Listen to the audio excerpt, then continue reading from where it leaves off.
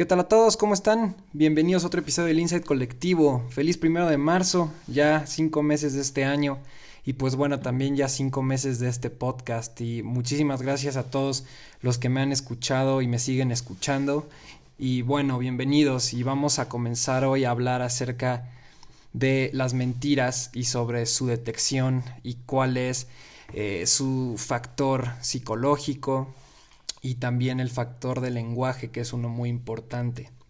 Este, Vamos a comenzar primero con esta parte de las mentiras. Pues los seres humanos en realidad mentimos casi todos los días, o más bien mentimos todos los días. Hay unas mentiras obviamente más pequeñas que otras, pero psicológicamente hablando, sí mentimos todos los días los seres humanos. Pero pues hay ciertos factores importantes que influyen en el mentir o no, que ya tocaremos más adelante. Es un tema muy interesante el que vamos a hablar el día de hoy. Y la primera persona que habla sobre esta parte de cómo detectar mentiras y la primera persona en inventar algo para el detector de mentiras es la persona que ustedes están viendo en su pantalla. Esta persona que está abajo es el hombre, es John A. Larson y él inventó el polígrafo en 1921 y este es un artículo que encontré sobre él cuando inventa el detector de mentiras, que así es como dice en el artículo de aquí del periódico. Entonces, muy padre imagen para ver a John A. Larson cuando inventa esta parte del detector de mentiras, que sería este polígrafo en 1921. Y John A. Marston pues es muy conocido en la psicología precisamente por esto, pero ya hay otros autores que también son reconocidos porque han inventado eh, otros equipos para poder detectar mentiras mucho más certero. Y después de John A. Marston pasan unos años y más o menos ya en la década de los 60, en 1960, alrededor de esos años, pues los detectores de mentiras se utilizaban de manera generalizada, generalmente en el ámbito de las empresas. Las empresas hasta hoy en día es una de las áreas sociales donde más se utiliza el detector de mentiras, específicamente el polígrafo, que hay algo de controversia que ahorita vamos a hablar un poco más adelante. Y justamente después de que se utiliza de manera legalizada la detección de mentiras en las empresas, en 1988 en Estados Unidos se aprueba lo que se llama hoy en día la Polygraph Protection Act, y esa ley es una que hicieron los americanos en 1988 y pues básicamente prohibía a los empresarios estadounidenses evaluar a sus trabajadores con los polígrafos. Entonces eso es básicamente lo que es la Polygraph Protection Act de 1988. Pero bueno, a pesar de esta ley, todavía se aceptan muchas pruebas distintas de detección de mentiras en los Estados Unidos. Entonces, pues no es la única el polígrafo ya hoy en día, ya hay otras. Y es curioso porque aquí estaba justamente buscando una de las mentiras más grandes para mostrárselas. Por ejemplo, aquí podemos ver la de Clinton, cuando ella dice I did not have sex with that woman.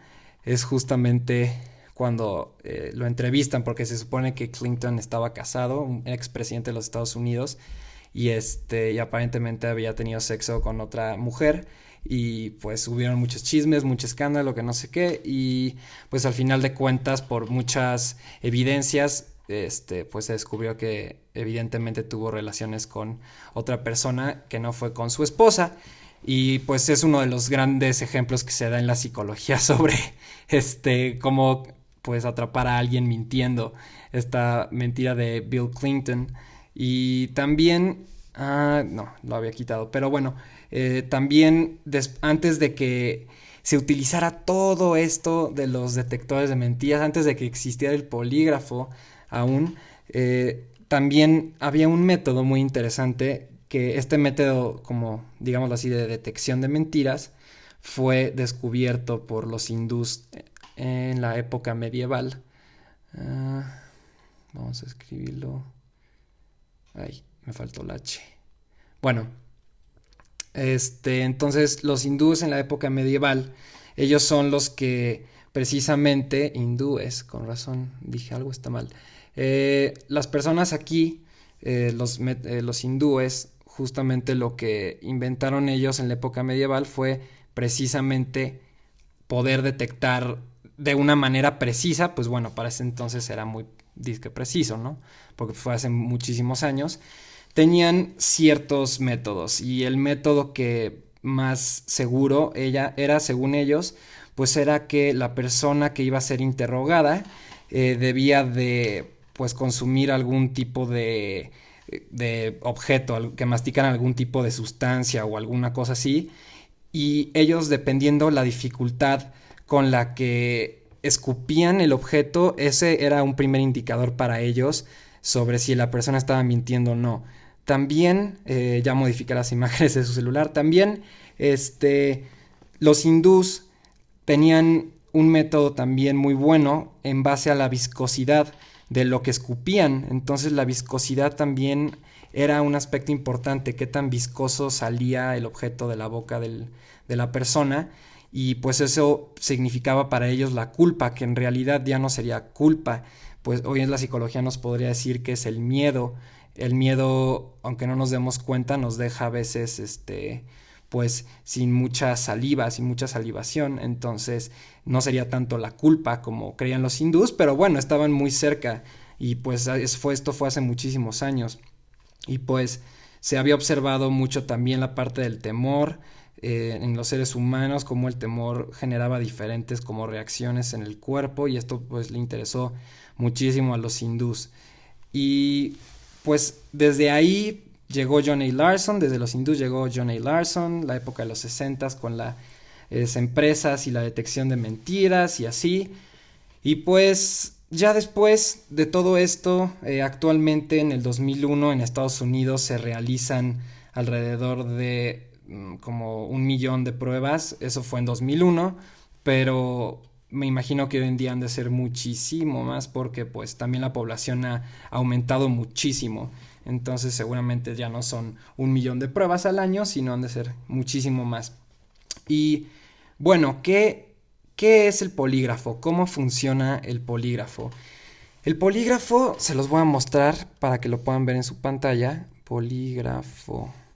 El polígrafo pues es una máquina para poder detectar las mentiras, y pues esta fue la que inventó John A. Larson. Obviamente se ha ido actualizando mucho más, y pues hay unas mucho más modernas que pues las primeras que se hubo, y pues también el conocimiento de la persona que entrevista también es de utilidad, y pues obviamente ya más conocimiento a el que se había antes. Y pues el polígrafo mide la actividad del sistema nervioso autónomo. Les voy a mostrar el sistema nervioso autónomo, porque generalmente nada más se conoce el sistema nervioso como tal, pero el sistema nervioso se divide en muchas partes. Sistema nervioso autónomo. Y una de esas partes es el sistema nervioso autónomo, que es justamente este de aquí. Y ese sistema autónomo pues es al que ¿cómo se llama? Se conectan diferentes sensores colocados en las diversas partes del cuerpo. Puede ser el tórax, puede ser el estómago, pueden ser los dedos de las manos. Y pues bueno, básicamente estos sensores lo que miden es la respiración, y miden dentro de esa respiración, lo que miden ellos es la profundidad y la frecuencia de esa respiración. También la actividad cardíaca, que es la presión arterial, podríamos decirlo. Y también la sudoración, qué tanto suda la persona cuando está conectada a estos conectores o estos sensores. Y bueno, también es posible a través del polígrafo evaluar la actividad eléctrica del cerebro, y también los indicadores dicen que existen cambios fisiológicos que se muestran expresados por las emociones. Entonces las emociones tienen un papel muy importante en la interrogación con el polígrafo. También algo que es un poco controversial en el polígrafo es que pues este dispositivo no detecta las mentiras físicas, por decirlo así, como el temor o la rabia o la culpa, como esta parte de las microexpresiones, que lo vamos a ver un poco más adelante, y ve cosas muy concretas. Y el problema aquí es que son cosas que pueden ser muy causales. Entonces, no siempre es acertado el resultado. O sea, por ejemplo, se ha comprobado en muchísimos estudios que, por ejemplo, hay personas que no tienen tendencias psicopáticas, o sea, que no pueden ser psicópatas o cosas así, o bueno, no que no puedan ser, sino que es muy poco probable que lo sean, y pues esas personas generalmente tienen muchos trastornos de ansiedad o son muy inseguros o se ponen nerviosos en ciertas situaciones, y a veces esas personas pues sale que mienten, y los psicópatas por otro lado a veces son muy buenos para mentir y para fingir ciertos estados corporales y mentales. Entonces hay veces que el psicópata sale según el polígrafo que está diciendo la verdad, y la persona que era en realidad sincera pues sale que pues había mentido, precisamente porque su presión arterial es más alta o porque su respiración obviamente sería mucho más rápida. Entonces pues no serían unos buenos indicadores de que estás mintiendo, bueno, más bien de que estás diciendo la verdad para la persona que se quiere salvar. Entonces tiene controversia esa parte sobre los polígrafos. Y también dicen que se puede para el polígrafo usar medicamentos para inhibir el sistema nervioso, o sea, para relajarte y que pues básicamente todo tu cuerpo esté relajado, y pues en consecuencia también el cerebro, y pues de esta manera la parte fisiológica, o sea, la parte del cuerpo que el polígrafo se encarga de detectar, pues obviamente se ve muy nublada, precisamente porque pues estás sumamente relajado. Y pues justamente les digo que es preocupante eso, porque hay personas que quizás sean inocentes y a lo mejor lo declaran culpable, o pueden haber situaciones similares a esas. Entonces, y más en los países de tercer mundo, uno de ellos México, donde pues el sistema de justicia no es muy bueno y aún utilizamos el polígrafo, cuando podremos utilizar otros métodos que vamos a ver aquí, que son un poco más caros, pero la verdad es que son mucho más efectivos y sí valdría la pena. Sí, una inversión que valdría la pena. Y pues bueno, también la investigación criminal es una de las principales corrientes que usan los polígrafos. También la seguridad, o sea, en general, en todos los términos de seguridad, y la selección de personal, que les digo que es esta parte de las empresas donde utilizan mucho todavía el polígrafo y cosas así, que yo no le encuentro tanto sentido, pero bueno, hay unas cosas que no tienen por qué tenerlo. Entonces, pues básicamente el polígrafo así es como funciona. Y hay otros métodos padrísimos también sobre cómo podemos detectar alguna mentira. Y uno de esos es el MRI. Aquí, déjenles pongo una imagen que había visto el otro día, que estaba muy buena. El MRI, no se usa el MRI exclusivamente para detectar mentiras. Se puede usar para muchísimas cosas más, como para ver la actividad cerebral de diferentes partes de los lóbulos, el lóbulo frontal, temporal, occipital, parietal, el lóbulo que sea, y pues ver los diferentes tipos de actividad energética que hay en el cerebro. Y pues eso te puede decir muchísimas cosas, pero una de ellas es las mentiras, que es el tema del día de hoy. Pero bueno, ya podremos ver en otros episodios otros casos de MRI donde pues se han hecho otros estudios también muy interesantes. Y por ejemplo, aquí en esta imagen, el MRI pues es un método, como les digo, que mide la parte de la energía cerebral, o sea, donde está mayormente activada.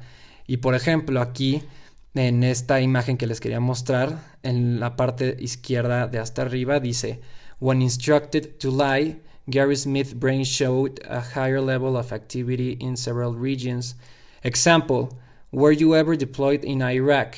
Y le hicieron 5 preguntas, o sea, a esta persona que se llama Gary Smith le hicieron unas preguntas sobre su, ¿cómo se llama? ¿Cómo se dice cuando mandan a los militares allá? Bueno, cuando mandan a los militares a otro país, en este caso fue a Irak, y pues le hacen preguntas con respecto a eso. Y del lado de abajo dice, cuando se le hicieron preguntas sobre, cuando se le hicieron preguntas que contestara de manera real, el cerebro mostraba mucho menos actividad. Entonces, las imágenes de arriba serían las imágenes cuando mentimos, mientras que las de abajo es cuando decimos la verdad. Entonces, cuando mentimos, el cerebro se activa mucho más, especialmente, pues, si pueden ver en las regiones frontales y en las regiones de los lados. Y pues esas regiones pueden incluir el lenguaje, pueden incluir la memoria, pueden incluir la atención. Entonces, esas partes, pues, si se ponen a pensar, son partes esenciales cuando se va a mentir. Entonces, tiene mucho sentido para mí que en este estudio estas partes hayan tenido, pues, mucho más actividad neuronal y pues eso se haya mostrado en los resultados. Entonces es un muy buen método el MRI para cuando queremos saber que una persona va a mentir, porque pues ninguna persona puede controlar el nivel de energía cerebral que se tiene. Entonces pues básicamente el MRI lo que hace es pues literalmente adentrarte en tu cabeza, por decirlo así, y pues ver cuál es tu actividad cerebral. Entonces no hay forma de controlar eso. O sea, ahorita ustedes, nada más porque pues obviamente no lo pueden ver, su cerebro está activado y hay diferentes partes que están más activadas que otras. Entonces pues justamente cuando mentimos también se estimulan otras partes del cerebro y pues es donde salen en rojo o amarillo y pues así. Y pues es muy interesante el MRI. Hay otros estudios muy padres, aquí pueden ver las imágenes, lo pueden buscar, hay otros estudios aquí, aquí en los artículos de Google que son muy buenos, estos artículos académicos son muy buenos, entonces ahí pueden buscar algunos, hay unos estudios muy buenos sobre esto, sobre los MRIs y pues sí ha servido mucho más, está mucho más comprobado que es mucho mejor que el polígrafo. Esto ya generalmente lo usan en países de primer mundo, como por ejemplo los Estados Unidos, y pues es muy, muy certero. No 100% certero, pero sí es muy certero. Y por ejemplo el polígrafo dicen que es certero entre el 50 y el 80%. Imagínense que una decisión muy importante en su vida dependa de ese 50%, pues sí está muy cañón. Entonces pues sí, el MRI es mucho mejor que el polígrafo y es mucho más moderno, obviamente. No sé, no tengo el dato cuándo habrá surgido el MRI, pero sería curioso buscarlo. Pero bueno, creo que no me quiero desviar del tema tanto. Entonces, el MRI, muy importante. También tenemos pues la parte esencial del psicólogo, que esa pues se usa, ahora sí que vamos a decirlo, clínicamente, y es la parte de las emociones, que es esencial en psicología.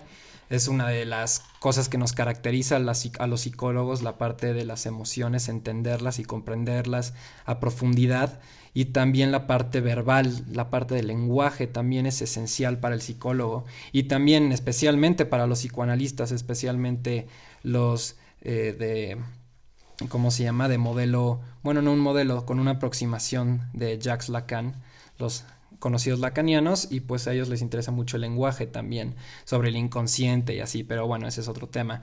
Entonces es muy importante también saber cómo miente una persona basado en la emoción y basado en la parte verbal y o del lenguaje.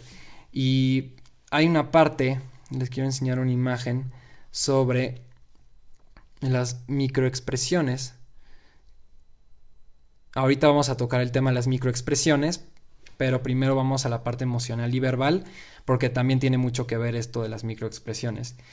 Entonces, en psicología hay algo que nosotros llamamos las fugas emocionales, y estas digamos que son pistas que el psicólogo tiene que atrapar, por decirlo así, que nos van a decir si una persona está mintiendo o no. Y pues las emociones, como bien hablábamos en el experimento de los hindús, por ejemplo, pues las emociones pueden detonar diferentes reacciones al cuerpo, pero también en la manera en la que hablamos. Una de esas cosas, por ejemplo, sería el lapsus linguae, del cual habla Freud, lapsus freudiano. El lapsus freudiano es cuando queremos decir una cosa y en realidad decimos otra, que no teníamos la intención de decir eso, y pues Freud dice que esos lapsus freudianos tienen un significado inconsciente. Quiero ver si podemos encontrar un ejemplo para que tengan una idea aparte de cómo es un lapsus, pero aquí dice: yo sé que usted está esperando un furcio, un equívoco, pero no pienso darle el gusto. Ok, ese pues está más o menos.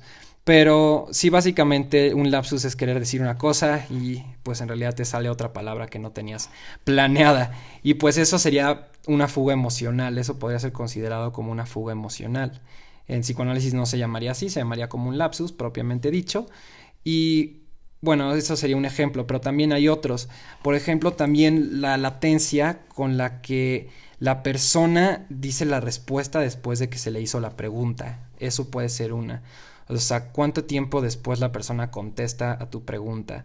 También mucho es la frecuencia y la duración de las pausas. Eso también es muy importante, la frecuencia y duración de las pausas. También la distancia lingüística, o sea, que la persona que se está evaluando no está utilizando, ¿cómo se llaman? Pronombres como yo, él, ella, o sea, siempre hablan más o menos en otro tipo de, con otro tipo de lingüística, algo mucho más abstracto y indirecto, entonces también ahí te puedes dar cuenta que está mintiendo. También hay errores en el habla, unos de estos son las dudas, también otros los lapsus que ahorita los mostré, y también puede ser el uso excesivo de expresiones introductorias o de cambios súbitos de velocidad en lo que se está hablando y cosas así. También el habla lenta pero desigual es otro factor que tomamos en cuenta. La ansiedad que tiene la persona por evitar los silencios. Hay veces que las personas no pueden aguantar el silencio, entonces están hable y hable y hable y hable. Se ponen muy incómodos cuando pasa eso. También cuando subimos el tono, porque esto diría el psicoanálisis, que cuando subimos el tono, cuando estamos hablando muchas veces, subimos este tono, sería como una expresión simbólica de ya me crees tú, ahorita me crees en este momento, entonces es como decirlo entre líneas esto, no sé si se entendió muy bien, pero o sea, cuando tú subes el tono es como querer decir ¿sí me crees o no? O sea, simbólicamente hablando se traduciría así, según diría el psicoanálisis. También está la pérdida de la voz, o sea, no literalmente que pierdas la voz, sino que se vuelve más profunda esa voz y se vuelve mucho más monótona. También hay movimientos abundantes en el cuerpo, la cabeza, las piernas, los pies, el tronco. Hay diferentes cosas que delatan, que justamente las transmite el cuerpo. Y aquí es cuando entramos a la parte de las microexpresiones.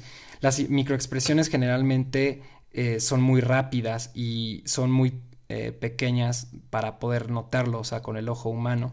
Y estas pueden ser la afectación, la sorpresa, puede ser también la rabia, pero son difíciles de visualizar. No es lo mismo una microexpresión que una emoción. Esto se confunde mucho. Entonces no hay que confundir la parte de las emociones con las microexpresiones, porque por ejemplo en esta imagen lo están haciendo, pero una microexpresión justamente, a ver si podemos ver alguna imagen aquí, por ejemplo el desprecio sería un claro ejemplo y por ejemplo es muy pequeña la distinción, entonces tendríamos que fijarnos mucho en esas partes. El miedo puede ser otra, el enfado también, entonces esas serían las microexpresiones. Y pues justamente ayudan muchísimo al psicólogo a saber si una persona está mintiendo o no. Y pues como en todo obviamente requiere esto muchísima práctica y muchísimo aprendizaje para poder observar bien las microexpresiones de las personas y su lenguaje corporal y la forma en la que habla y la forma que dice las cosas, la velocidad, o sea, es con mucha práctica. También el aumento de gestos de la parte del que está respondiendo a las preguntas, también es una parte donde te autodelatas, y también hay cambios en la expresión facial, especialmente cuando hay patrones como de sonrisas o también patrones de parpadeos o también cuando te siguen mucho la mirada, o sea, como que no te quitan como la mirada y ya se vuelve como incómodo. También está esa parte de la detección de mentiras. Entonces pues todo esto de las fugas emocionales está muy padre, o sea, son muchas cosas que podemos pues obtener para bien obviamente y utilizarlo. Entonces también la parte emocional y verbal para detectar mentiras es muy efectiva y no es tan efectiva como ustedes creen, o sea, sí es muy efectiva porque pues desde los hindúes hasta hoy pues sí hemos avanzado mucho, pero todavía nos falta mucho camino aún. porque se han hecho estudios donde expertos, incluyendo psicólogos, pero también hay otro tipo de expertos que se dedican a esta parte de la detección de mentiras, pues salía que solamente, no recuerdo si el 54 o el 58% de las veces acertábamos cuando alguien estaba mintiendo o no. Entonces, aún nos falta todavía no es del todo bueno, pero pues bueno, vamos por buen camino. Entonces, 54, 58 a como era antes con los hindúes sobre cómo hacían estos métodos, pues bueno, creo que hemos llegado a un buen camino, pero pues creo que todavía falta. Y pues ya hablando de temas más actuales también, ¿cómo funciona el cerebro en las mentiras? Porque el cerebro pues obviamente tiene un papel importantísimo y hay ciertos lóbulos y sistemas dentro del cerebro que pues tienen un papel fundamental. Uno de ellos, es de los más conocidos, es el lóbulo frontal, que es el rosa que pueden ver en su pantalla. Tenemos los otros lóbulos, el temporal, el lóbulo parietal y tenemos el lóbulo occipital. Entonces, esos lóbulos tienen un papel muy importante cuando mentimos o cuando decimos la verdad. Y el lóbulo frontal, que repito es el rosa, cuando se activa, cuando mentimos, esta parte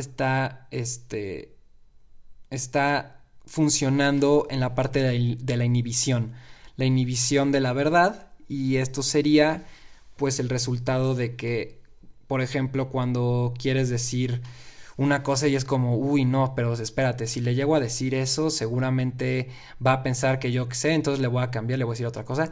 Ese momento es lo que el lóbulo frontal hace, esa parte como de inhibir lo que vas a decir. Luego también está el sistema límbico. El sistema límbico lo voy a buscar aquí para que lo puedan ver. El sistema límbico pues tiene muchísimas funciones, justamente es un sistema en el cerebro y pues como sistema está compuesto de muchas partes. Entonces no es lo único obviamente del sistema límbico las mentiras, pero está involucrado, y específicamente el sistema límbico está involucrado en la parte de la ansiedad. Generalmente cuando tenemos más ansiedad, el sistema límbico es cuando está pues participando en esto. Entonces aquí digamos que el sistema límbico es el que nos traiciona con la ansiedad. También tenemos el lóbulo temporal. El lóbulo temporal también lo voy a buscar. Y el lóbulo temporal, en lo que lo encuentro, frontal, el lóbulo temporal lo que hace es la parte de la memoria, es la que se encarga de la parte de la memoria y de recordar imágenes, recordar rostros, etcétera, etcétera. Entonces la parte de la memoria que está en la parte del lóbulo temporal pues es muy importante también. El lóbulo temporal aquí no sale marcado, pero es donde está esa manchita morada, pero como toda el área del lado izquierdo, eso sería el lóbulo temporal.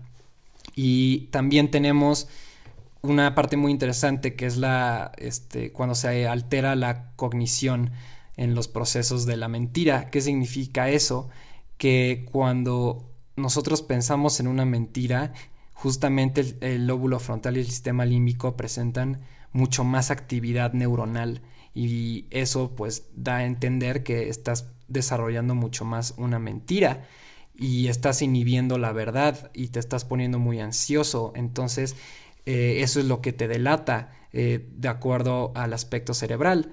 Y también se ha detectado mucho que la materia blanca se reduce en el lóbulo, en el córtex prefrontal, que es literalmente hasta adelante, pero un poquito más atrasito, más para atrás.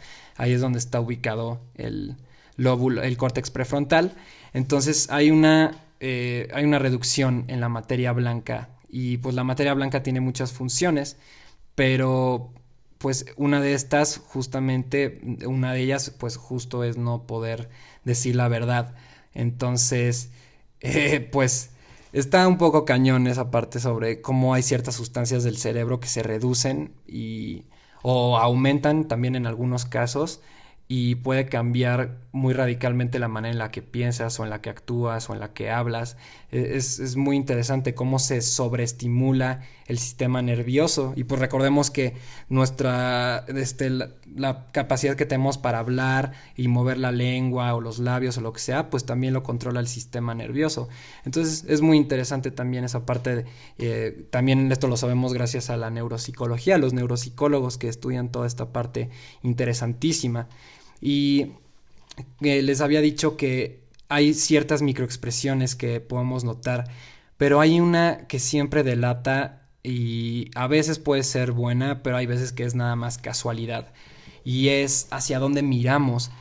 Y hacia dónde miramos, pues estoy viendo aquí si les puedo enseñar el lóbulo occipital, que es donde se encuentra toda la parte de la visión. Aquí está el lóbulo occipital, lo pueden ver en su pantalla. Ahora sí ya ahí lo marqué.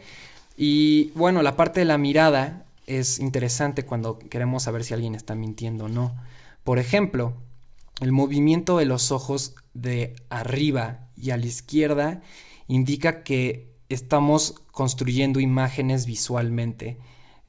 Por ejemplo, si yo les empiezo a describir que se imaginen una casa con un jardín y tiene una banqueta y un coche, etcétera, etcétera, quizás algunos voltearon hacia arriba y a la izquierda, a lo mejor otros no porque están haciendo otra cosa o yo qué sé. Pero esto es involuntario porque nos acostumbramos a estos movimientos cuando hacemos las cosas. Entonces, generalmente no se van a dar cuenta cuando lo hacen, pero es muy típico mirar hacia arriba y a la izquierda cuando estamos construyendo imágenes visualmente. Cuando volteamos a ver hacia la izquierda, generalmente indica la parte de la construcción de los sonidos. Cuando decimos, yo conozco ese sonido, o ese sonido se me hace conocido, justamente volteamos a ver hacia la izquierda cuando escuchamos algún tipo de sonidos, pues que nos acordamos. Les quiero enseñar Eyes Light Detection para que puedan verlo ustedes también. Detection. Y aquí está. Entonces, también ver hacia la izquierda. Entonces tenemos ver hacia arriba y a la izquierda es imágenes construidas. Nada más mirar hacia la izquierda es la parte de la construcción de los sonidos. Mirar de hacia abajo y a la izquierda indica sentimientos o también indica algún tipo de sabor. O sea, por ejemplo, es como, oye, ¿te acuerdas a qué olía tal cosa? Y pues ya puedes mirar hacia abajo a la izquierda, es como, ah, sí, me acuerdo, creo que olía a esto. Y ya, ese es lo que significa la mirada hacia abajo y hacia la izquierda. Luego hacia arriba y a la derecha tenemos la parte de ¿cómo se dice? La memoria. Y cuando recordamos imágenes muy completas, no es lo mismo que la visualización de imágenes. Aquí es la parte de la memoria, mucho más profundo, arriba hacia la derecha. Luego tenemos también la parte de nada más mirar hacia la derecha, que es recordar sonidos, como por ejemplo, ¿sabes cómo suena la voz de X persona? Bueno, esa X persona que pensaste, ¿sabes cómo es su voz? Precisamente porque lo más probable es que mirarías hacia la derecha. Y también mirar hacia abajo y a la derecha es tener como un diálogo interno contigo mismo. Cuando hablas contigo mismo, generalmente volteas hacia abajo y a la derecha. Yo a veces sí lo hago cuando estoy hablando aquí en el podcast. Pero bueno, tampoco esto de las miradas es 100% certero. Nada de lo que yo les estoy mostrando, y más bien ni siquiera de lo que yo les estoy mostrando, nada de lo que hay actualmente es 100% certero para detectar mentiras, pero hay unos métodos más efectivos que otros. Los ojos son efectivos y esto es muy efectivo generalmente cuando entrevistamos a alguien, porque la persona no se da cuenta de ese tipo de movimientos a veces. Tendrías que estar atento a muchísimas cosas. Y pues bueno, también hay algo muy importante y muy curioso sobre quién miente más. Siempre ha habido esa pregunta de quién miente más, si los hombres o las mujeres, y se tiene como el mito de que no, los hombres mienten más o no, las mujeres mienten más. Pero de acuerdo a un estudio, a muchos estudios, aparentemente los hombres y las mujeres mentimos de igual manera. Mentimos de igual manera. Yo opinaría que sí, mentimos de igual manera, pero para cuestiones diferentes. Los hombres mienten para ciertos propósitos y para ciertas cosas, y las mujeres también mienten para otras cosas diferentes a la de los hombres. Y yo sí creo que mintamos de la misma manera, pero o sea, la misma cantidad de veces, me refiero a eso, pero con diferentes motivos cada quien. También la parte de los estudiantes y generalmente los estudiantes universitarios es una época, según la psicología, donde más se miente en la etapa de la adolescencia tardía. Es cuando más se miente aparentemente. Y también está comprobado que, bueno, no comprobado, está más bien casi comprobado que el 94% de las personas que son políticos, de las personas que son políticos, lo más probable es que mientan en algún punto en su trabajo. Y pues yo creo que, o sea, los políticos sí tienen como esta parte de que son muy, muy, muy, muy, muy, muy mentirosos. Y también el 92% aparentemente de las personas que son empresarios también mienten mucho. Las celebridades con un 91%, los abogados 77% y los doctores 27%. Híjole, ahí se incluyen los psicólogos. Pero sería interesante saber cómo de esos doctores cuántos psicólogos estarían dentro de ese porcentaje. Sería curioso investigarlo. Pero lástima, no tengo ese dato y bueno, no sé ni siquiera si lo haya. Pero bueno, también pues se miente mucho y especialmente son buenos en esto las personas que practican póker o que generalmente van al casino, aprenden a controlar como esta parte física de sus reacciones físicas ante las demás personas, también la parte del rostro y sus expresiones. Por eso en el póker hay muchas personas que usan lentes o gorras o cosas así, porque a lo mejor a veces no son tan buenos para reconocer los gestos, pero hay otros jugadores que sí son muy buenos, especialmente en esta parte de las microexpresiones que les estaba contando. Entonces por eso hay jugadores de póker que se tapan. Dejen ver si encuentro algún jugador. Hay muchos que se tapan, entonces seguramente aquí van a poder ver alguno. Miren, justo. Entonces sí hay muchos jugadores de póker que se tapan, hay otros que no, hay unos que pues les da igual, pero la mayoría tienen algo para cubrir su rostro o frente o lo que sea. Entonces es muy curiosa esa parte sobre el póker y el juego y todo eso, sobre las microexpresiones también.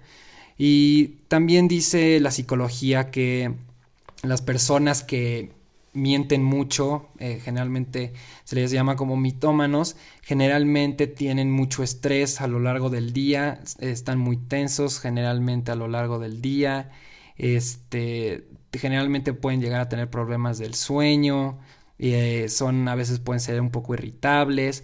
Entonces pues la psicología nos dice que las personas que mienten no tienen una muy buena calidad del día, bueno, tan siquiera no del 100%, sino mucho menor. Entonces está muy, muy interesante la parte sobre las mentiras. Y también hay algo interesante sobre cómo engañar. Y aquí engañar hablo sobre la máquina, sobre el polígrafo, cómo engañar al polígrafo. Actualmente en México todavía se usa en muchas partes. Y si yo sé cómo engañar a la máquina, créanme que no es muy difícil, o sea, lo puedes buscar en Google o lo que sea, entonces ya se conoce mucho. Y entonces yo diría que en México ya deberíamos de cambiar esa parte del polígrafo, ya a mí se me hace muy antiguo eso. Pero, ¿cómo podríamos engañar a la máquina? Pues engañar al detector de mentiras o, bueno, el polígrafo. Se conocen generalmente dos métodos. El que ya les había contado sobre las medicinas para calmar el sistema nervioso, etcétera, etcétera. También la parte de la personalidad ayuda. Como les dije, los psicópatas son generalmente muy buenos aparentando en ciertas situaciones. Entonces, ese sería otro factor. Y bueno, hay dos factores, como les estaba diciendo, dos métodos, el físico y el mental.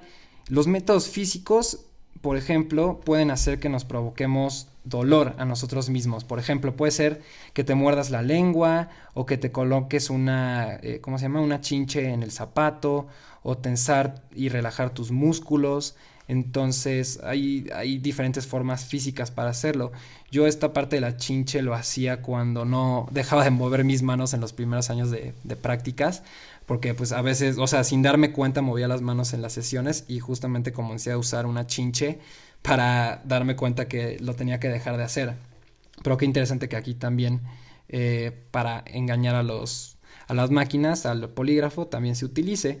Y también los métodos mentales pueden hacer su efecto en el polígrafo. Y pues algunas de estas cosas ya las hablamos a lo largo del podcast, pero otras también puede ser contar hasta 10 o hasta el número que tú quieras.